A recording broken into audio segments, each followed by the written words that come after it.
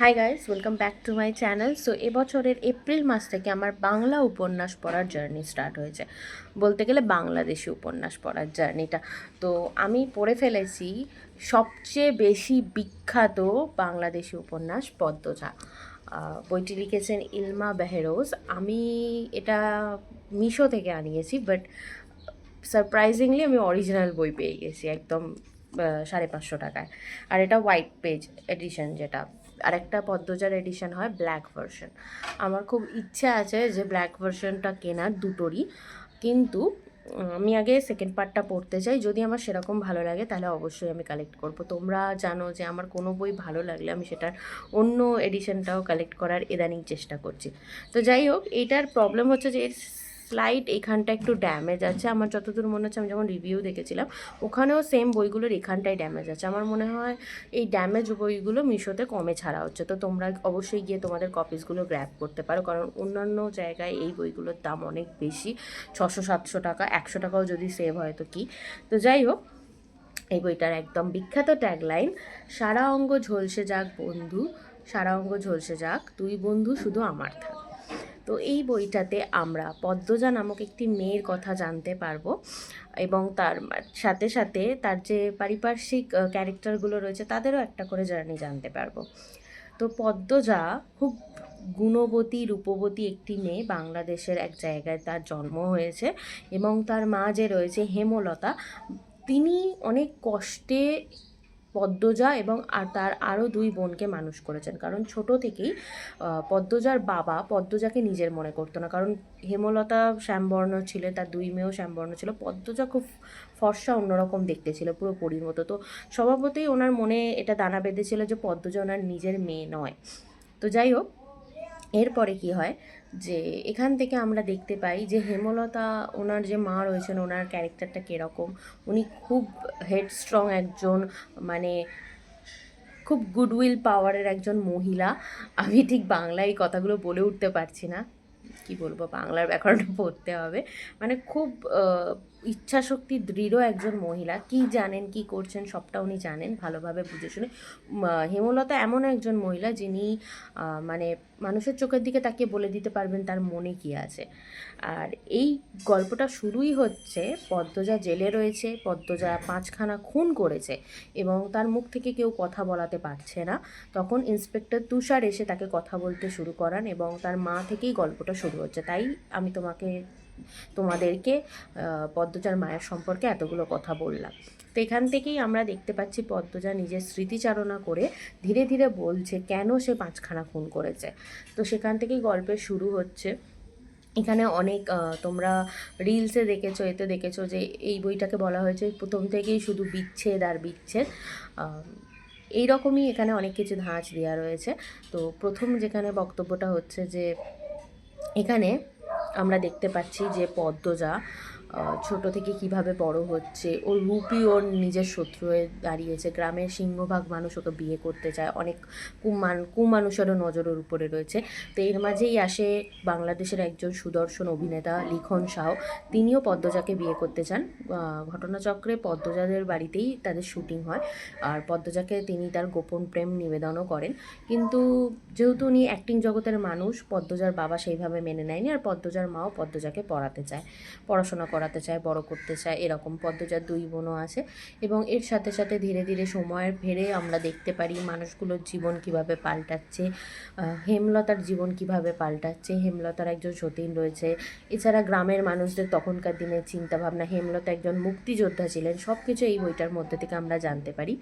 তারপরে কি হয় যে লিখন শাহ যখন ফিরে আসেন, সেই মুহূর্তে কি হয়, আমরা এই বইয়ের নায়ক নায়ক কি খলনায়ক বলাটা ঠিক হবে আমি বুঝতে পারছি না, আমির হাওলদারের সাথে একটা ঘটনা ঘটে যায় পদ্মজার। এক ঝড় বৃষ্টির রাতে আমির তাদের উঠোনে আশ্রয় নেয়, এবং গাঁয়ের লোকেরা কানাঘুষো ছড়িয়ে দেয় যে পদ্মজা আর আমির জড়িত। এবং সেই বদনামের হাত থেকে বাঁচাতে তারা 3 বোন প্রথমে মানে প্রচুর পরিমাণে নিগ্রহের শিকার হয়। সেই রাতে কপাল ফেরে পদ্মজার বাবা মাও ছিল না। তো গ্রামের মানুষরা একদম নিজেদের ঝাল মিটিয়ে যায়, যে মেয়েকে নিয়ে পদ্মজার মায়ের এত অহংকার, সেটাই তারা মানে সুদে আসলে নষ্ট করতে আসে।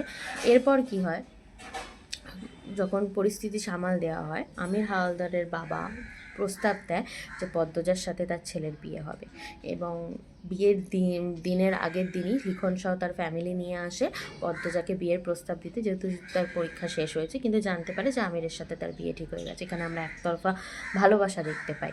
তো এরপরে পদ্মজা বিয়ের পরে ঢাকা চলে যায়, সেখানে পড়াশোনা করে। আমিরকে এখানে দেখানো হয় সে খুব বোঝদার একটি, মানে ভোজকে স্বভাব তো আছেই, বাট তার সাথে বউয়ের প্রতি অসম্ভব দায়িত্ববোধ আছে, বউকে প্রচুর ভালোবাসে। এবং এর সাথে সাথে হাওলদার বাড়ির রহস্য এবার ধীরে ধীরে উন্মোচন হয়। পদ্মজা বুঝতে পারে যে শ্বশুর বাড়িটা উনি যেরকম দেখেছেন করেছেন, গ্রামে যেরকম তাদের ছবি সেরকম ঠিক নয়, এর ভেতরে অনেক রহস্য লুকিয়ে রয়েছে। হাওলদার বাড়ির বড় বউ তাকে পাগল, তাকে পাগল ভাবা হয়, কিন্তু সে এতদিন পাগলের অভিনয় করছিল। হঠাৎ করে গ্রামের মানুষরা মারা যাচ্ছে, তাদেরকে নদীতে পাওয়া যাচ্ছে। এবং সবচেয়ে বড় কথা, হেমলতা পদ্মজার মা, সেও নিজের মেয়েদেরকে বাঁচাতে 2-3 মানুষ খুন করে বসে আছে। আর হেমলতারই এক চিঠিতে জানা যায় যে পদ্মজার যে বড় দেওর, সে খুন করতে পিছু পায় না। তো এইসব রহস্যের জঞ্জাল থেকে পদ্মজা বেরোনোর চেষ্টা করে। এর মাঝে আরও অনেক কিছু ঘটে যায়।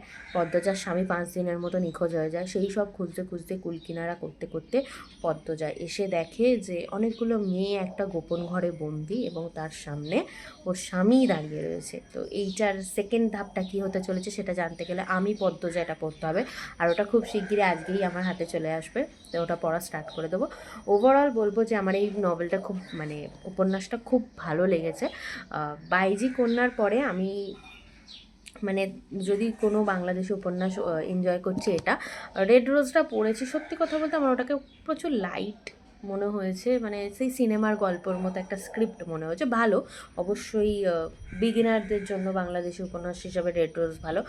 আর এছাড়া তো রিক চৌধুরীর ক্যারেক্টারটাও খুব সুন্দরভাবে লিখেছে, বাট ঘটনাগুলো বড্ড ফিল্মি চিজি লেগেছিল আমার। কিন্তু এইখানে পড়ে মনে হচ্ছে সত্যি আমি একটা উপন্যাস পড়ছি, এত কষ্ট, এত বিরহ, এত রহস্য, ভালো লাগছে বাইজি কোনার পরে। আর আরেকটা কথা, আমির হাওলদারকে নিয়ে যেভাবে আমি দেখেছি যে পাপিষ্ঠ পুরুষ অথচ মেয়েরা তার জন্য পাগল, আমার এখনও সেরকম কিছু ফিল হয়নি। উল্টে বলতে গেলে লিখন শাহের প্রতি একটা ফিলিংস এসছে। লিখন শাহের একতরফা ভালোবাসা, ডেডিকেশনটা আমার ভালো লাগছে। হয়তো সেকেন্ড চ্যাপ্টারে সেই পাপিষ্ঠ পুরুষের অন্য ঘটনা পড়ে হয়তো আমির হাওলদারের প্রতি একটু আকৃষ্ট হলেও হতে পারি, আমি ঠিক জানি না। আমার প্রথম থেকে আমির হাওলদারের প্রতি, হয়তো আমি জেনে গেছিলাম, স্পয়লার পেয়ে গেছিলাম বলে সেই রকম মনোভাব তৈরি হতে পারেনি। বাট এছাড়াও আমার আমিরকে অতটা বেশি ক্যারিজম্যাটিক মনে হয়নি এখনও অবধি। কারণ সত্যি কথা বলতে তুলনা করাটা ঠিক হবে না, বাট আমার যেন মনে হচ্ছে স্বামী হিসাবে ঠিকঠাকই দায়িত্ব পালন করছে, এমন কিছু হয়নি যে মন ছুঁয়ে যাবে এরকম। তো যাই হোক, যখন আমিরের সত্যি রূপটা সামনে চলে এলো, এরপরে সেকেন্ড পার্টে আমিরের আমরা কি জঞ্জাল জানতে পারি, উইকেডলি বিউটিফুল কিরকম সে ডেঞ্জারাস, সেটা যেন যদি জানতে পারি, হ্যাঁ মেয়েরা কেন ওর জন্য এত পাগল, তো অবশ্যই আমি তোমাদেরকে জানাবো। যাই হোক, এই বইটাকে আমি 5 স্টারে 4.8 স্টার দিচ্ছি, 2 স্টার কমিয়ে নিচ্ছি, কারণ ওই আমির হাওলদারের জন্য, যেরম তোমরা দাবি করছো পাপিষ্ঠ পুরুষ, মেয়েরা পাগল, সেই জন্য। যাই হোক, আমার বইটা ভালো লেগেছে, খুব ভালো লেগেছে। আর একটা জিনিস আমি লক্ষ্য করলাম, বাংলাদেশি উপন্যাসে না মেইন যে ক্যারেক্টার এফএমসি এমএমসি তাদেরকে বাদ দিয়ে পারিপার্শ্বিক চরিত্রগুলোরও এক একটা করে যে লাইফ স্টোরি আছে না, এত সুন্দরভাবে ফুটানো হয়েছে, খুব সুন্দর লাগছে পড়তে। প্রত্যেকটা মানুষেরই একটা জার্নি আছে, প্রত্যেকটা মানুষেরই একটা দুঃখের কাহিনী রয়েছে, প্রত্যেকটা মানুষেরই একটা স্ট্রাগল রয়েছে। সেগুলোও পড়তে এরকম লাগে, ভাবা এরপরে কী হলো, এরপরে কী হতে চলে, এটা কেরম হলো, এরকম। তো এরকম বইয়ের বাংলা সামারি রিভিউ শুনতে অবশ্যই আমার চ্যানেলটাকে লাইক শেয়ার সাবস্ক্রাইব করে দিও। দেখা হচ্ছে নেক্সট ভিডিওতে। টাটা।